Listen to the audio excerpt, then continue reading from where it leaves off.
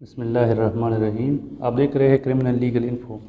آج ہم اپنے اس ویڈیو میں تعزیرات پاکستان کے جس سیکشن کو ڈسکس کریں گے اس میں سزاؤں کا ذکر ہے کہ اگر کوئی شخص جرم کر لیتا ہے تعزیرات پاکستان کے کسی بھی سیکشن اپلائی کی تو اس کو اس جرم کی پاداش میں جرم ثابت ہونے کے بعد کیا سزا دی جا سکتی ہے۔ تو آئیے آج ہم دفعہ 53 ڈسکس کریں گے جس میں تمام 10 اقسام کی سزائیں وہ ذکر کی گئی ہے۔ دفعہ 53 کی مین ہیڈنگ ہے سزائیں۔ پہلے نمبر پر جو سزا ہے تو وہ ہے قصاص۔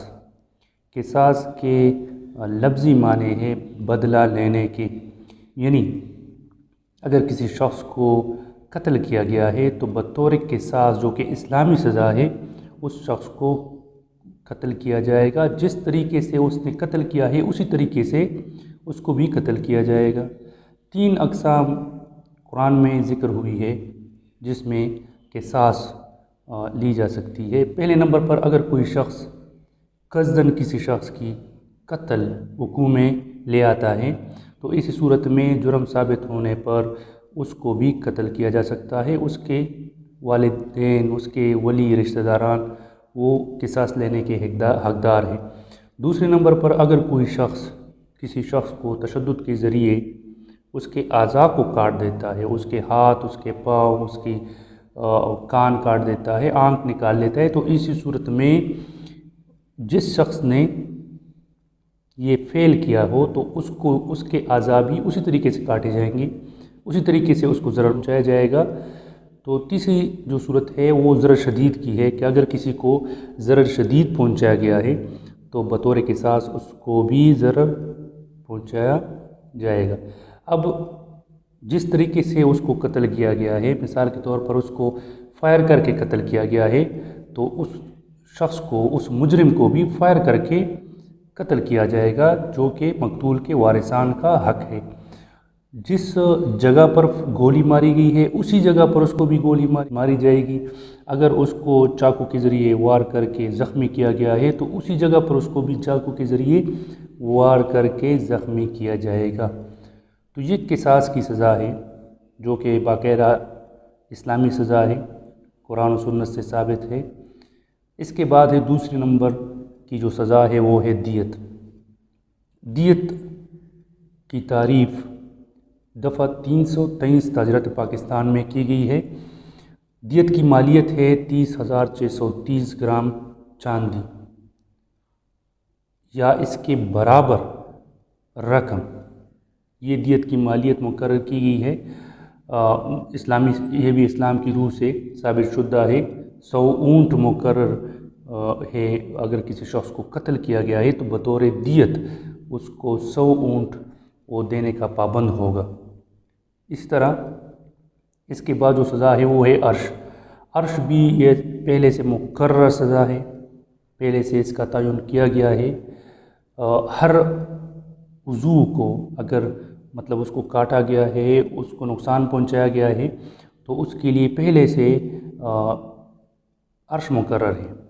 تو عرش ایسی سزا ہے جو پہلے سے مقرر کردہ ہے، لیکن اگر ایک عضو کے لیے، ایک زخم کے لیے، ایسا زخم ہے جس کے لیے پہلے سے عرش مقرر نہیں ہے تو پھر ایسی صورتوں میں مجسٹریٹ کا اختیار ہے کہ وہ اس کے لیے مالیت کا تعین کرے۔ تو عرش اسلامی سزا ہے اور پہلے سے مقرر شدہ سزا ہے۔ اچھا، اس کے بعد ہے ضمان۔ ضمان ایسی سزا ہے، ایسا جرمانہ ہے جو عرش تک نہ پہنچتا ہو۔ کیا مطلب ہے؟ تو مطلب اس کا یہ ہے کہ ایسا جرمانہ جس کا پہلے سے تعین نہ کیا گیا ہو، جو پہلے سے مقرر شدہ نہ ہو، جس طرح عرش ہے۔ تو ابھی اگر کوئی ایسا زخم ہے جس کے لیے پہلے سے عرش مقرر نہ ہو تو اس زخم کی نوعیت کو دیکھتے ہوئے عدالت جو معاوضہ مقرر کرے گی بطور جرمانہ اس کو ضمان کہتے ہیں۔ اچھا، اس کے بعد تعزیری سزا ہے۔ تو تعزیری سزا جتنی بھی تعزیرات پاکستان 1860 میں جتنی بھی سیکشن آف لا ہے اس کے لیے جو درج سزائیں ہیں تو اس کو تعزیری سزا کہتے ہیں۔ اچھا، اس کے بعد جو چھٹا نمبر ہے، چھٹی نمبر جو سزا ہے وہ ہے سزائے موت۔ سزائے موت ایک تو قصاص میں بھی دی جاتی ہے بطور قصاص جو اسلامی سزا ہے، اس کے علاوہ سزائے موت دیگر بھی ایسے جرائم ہیں جس میں بھی دی جا سکتی ہے۔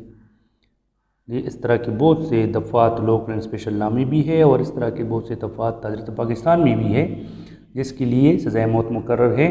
تو سزائے موت کا جو طریقہ کار ہے تو وہ کیا ہونا چاہیے؟ حدیث شریف سے یہ ثابت ہے کہ پیغمبر صلی اللہ علیہ وسلم کے وقت میں سزائے موت دینے کے لیے تلوار استعمال کی جاتی تھی، مطلب تلوار کے ذریعے سزائے موت کا جو حقدار شخص ہوا کرتا تھا اس کو قتل کیا جاتا تھا، جس سے ثابت ہے کہ کوئی ایسی چیز استعمال کی جائے گی سزائے موت کے لیے جس سے مجرم کو کم سے کم تکلیف کا سامنا کرنا پڑے، بہترین طریقہ، ٹھیک ہے۔ اس کے بعد 7ویں نمبر پر جو سزا ہے تو وہ ہے عمر قید۔ عمر قید کی سزا موت تک قید میں رکھنا اس کو کہتے ہیں، مطلب موت تک کسی شخص کو جو سزا دی جاتی ہے کہ وہ قید میں رہے گا تو وہ عمر قید کہلاتا ہے۔ اب پہلے اس کی جو میعاد تھی وہ 25 سال تھی، پھر اس میں ترمیم کی گئی اور وہ جو عمر قید کی سزا ہے 25 سال اس کو کم کر کے 14 سال مقرر کی گئی ہے، تو 14 سال تک قید یہ عمر قید کی تعریف میں شامل ہے۔ اس کے بعد ہے سزائے قید۔ تو سزائے قید 2 قسم کی ہے، ایک تو قید و مشقت ہے جس میں کسی بھی مجرم سے قید کے دوران مشقت کا کام بھی لیا جا سکتا ہے، اور دوسرے نمبر پر جو قید ہے وہ ہے قید ماس، جس میں مشقت کا کام کسی مجرم سے نہیں لیا جا سکتا۔ تو یہ دونوں قید یہ مجسٹریٹ دینے کا مجاز ہے جو تاجرات پاکستان کی درج دفعات کا جو ضابطہ ہوتا ہے تو اس کے مطابق اگر اس میں قید ماس ہے تو مجسٹریٹ قید ماس دینے کا مجاز ہے، اگر اس میں قید سخت ہے تو مجسٹریٹ قید سخت دینے کا اس میں پھر اس کو اختیار حاصل ہے۔ اچھا، اس کے بعد جو 9ویں نمبر کی سزا ہے تو وہ ہے ضبطی جائیداد۔ اگر کسی بھی سیکشن آف لا کے ضابطے میں ضبطی جائیداد درج ہے تو پھر مجسٹریٹ کو اختیار حاصل ہے کہ کسی بھی شخص کسی بھی مجرم کا جرم ثابت ہونے پر اس کی جو پراپرٹی ہے جائیداد ہے اس کو ضبط کرنے کا اختیار رکھتا ہے۔ عموماً یہ جو کرپشن کے کیسز ہوتے ہیں تو اس میں یا جو منشیات یا اللیگل جو جائیداد بنائی ہوتی ہے کسی بھی شخص نے، تو ایسی صورت میں اس کی جائیداد ان کی جائیداد پھر ضبط کی جاتی ہے۔ اچھا، اس کے بعد جو آخری سزا ہے تو وہ ہے جرمانہ۔ تو جرمانہ یا تو بغیر جرمانے کے بعض اوقات جو دفعات ہوتے ہیں تاجرت پاکستان کے تو اس کے ضابطے میں لکھا جاتا ہے کہ صرف اتنی قید ہوگی، تو یا تو صرف قید کی سزا دی جاتی ہے یا پھر اس کو کہا جاتا ہے، اس میں لکھا جاتا ہے کہ قید یا جرمانہ، یا لکھا جاتا ہے کہ قید جرمانہ یا دونوں کو ملا کر، تو پھر وہ مجسٹریٹ کا اختیار ہے کہ وہ قید کو ترجیح دیتا ہے، جرمانہ لگاتا ہے، دونوں لگاتا ہے۔ تو ضابطے میں جو تاجرت پاکستان کے جو ضابطہ بنا ہے اس میں جو درج احکامات ہے تو اس کے مطابق پھر جرمانہ عائد کیا جا سکتا ہے۔ اگر کوئی بھی شخص کوئی بھی مجرم جرمانہ نہیں دے سکتا تو بعدم ادائیگی جرمانہ اس کو مزید قید ماس کی سزا پھر سنائی جا سکتی ہے۔ تو یہ آج کا دفعہ تھا، دفعہ 53۔ امید کرتا ہوں آپ اس پر سمجھ گئے ہوں گے۔ انشاءاللہ اگلی ویڈیو میں کوئی نیا سیکشن لا آپ کے ساتھ ڈسکس کروں گا۔ اس وقت تک کے لیے مجھے اجازت دیجیے اور اپنے دعاؤں میں مجھے یاد رکھیے۔ اللہ حافظ۔